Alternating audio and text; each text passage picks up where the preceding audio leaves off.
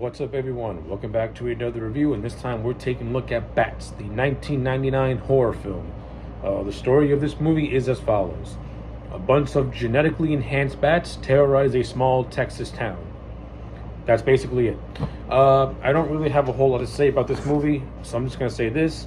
I don't think that this is a great movie, but I don't think this is a bad movie either. Bats is that type of movie that it is what it is. It's a movie about flying rodents attacking you. That's basically it. This movie is not as clever as Alligator or Bats. I'll say Bats has slight entertainment value. There is some decent stuff in it, but it doesn't have the entertainment factor of Alligator. It doesn't have the coolness of Alligator or the creativity of Alligator. And it damn sure doesn't have a strong cast like Alligator. But what Bats has, you have a bunch of decent actors. You have a very over-the-top premise, and you have a couple of scenes here and there that are entertaining to watch. While the rest of the movie is, I'm not gonna lie, just uninteresting. And the characters are played again. Bats has solid actors, but their characters are just so boring and just so one note. Especially the lead, who's the town sheriff, played by Lou Diamond Phillips. Nothing against Lou Diamond Phillips. He's a very good actor. I've seen this is Richie Valens from the Bamba, so you know the guy's really, really good. But but he's in a role that is so vanilla. That is so just whatever. Like the town sheriff, he has no personality. He has no history. He has no backstory. He's just sheriff. That's all his character is. Lou Diamond Phillips is a charismatic actor, so he's able to give the performance life, but the character has nothing going for him. And that's the same with the rest of the cast. Like the actors are trying their best to give these one-dimensional characters personality, because there's just nothing intriguing about them from a history standpoint. You have the character of Dr. McCabe, played by Bob Gunton. Bob Gunton, very good actor. He's in movies like The Shawshank Redemption, Demolition Man, and to just name a few. He plays a scientist that was doing these weird experiments on bats, and what it did was enhance their personalities and enhance their intelligence. So now the bats are aware of what's going on around them, and they pretty much attack humans. If this sounds familiar, just watch Deep Blue Sea, where a bunch of mutated sharks gain increased intelligence. If anything, Bats is the land version of Deep Blue Sea, only without Rennie Harlan and without the coolness of Deep Blue Sea. Bats, that's what Bats is.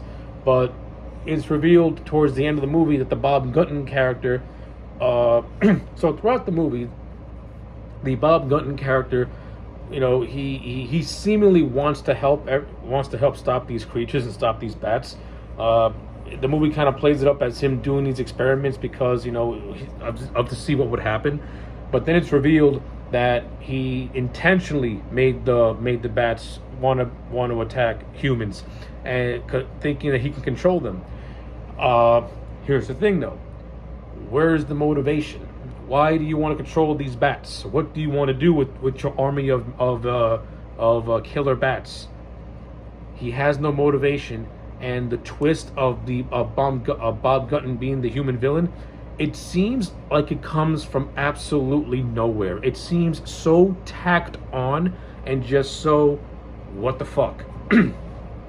They should have just kept with the whole notion of what the experiment was really for, which was to make the bats omnivorous, so that way they would fight extinction. And then it just so happened to grow their intelligence. Like it's nature.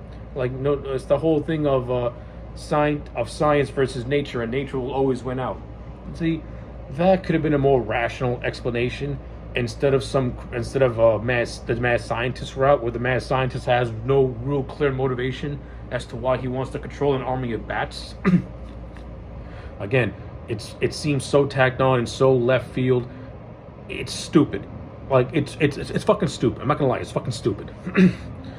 So yeah, that's that. In terms of the bats, as the movie monsters.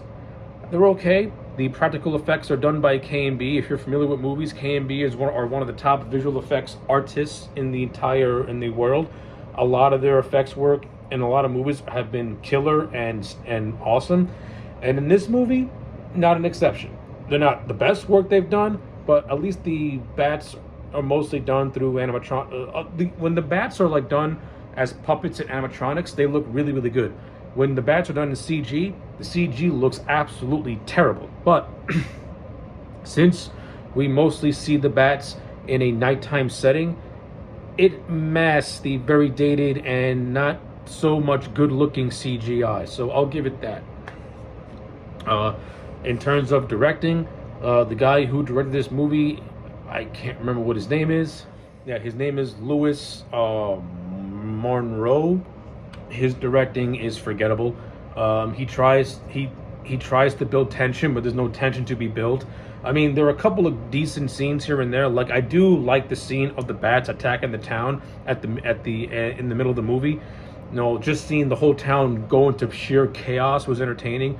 The scene with one of the characters named Sheila, who's one of the protagonists, hiding out in a convenience store while trying to shoot one of the bats. It was a mildly suspenseful scene, but that's all it was. I think the man's directing is not really all that great. He uses too much shaky cam, and I don't like shaky cam in a lot of movies.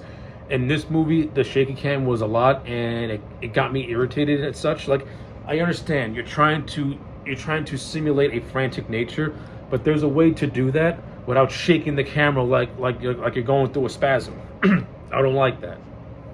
And again, the whole thing with Bob Gutton's character being a mad scientist and it coming out of left field, I didn't like at all.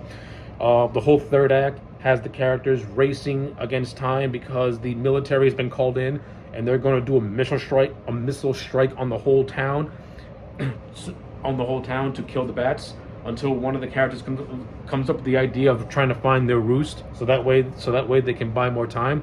The characters end up finding the roost in abandoned mines, and their plan is to freeze the bats to death by forcing them into hibernation, which they eventually do, and the mine gets sealed off, and it's pretty much implied that the bats are going to freeze to death, and yeah, that's basically how the movie ends.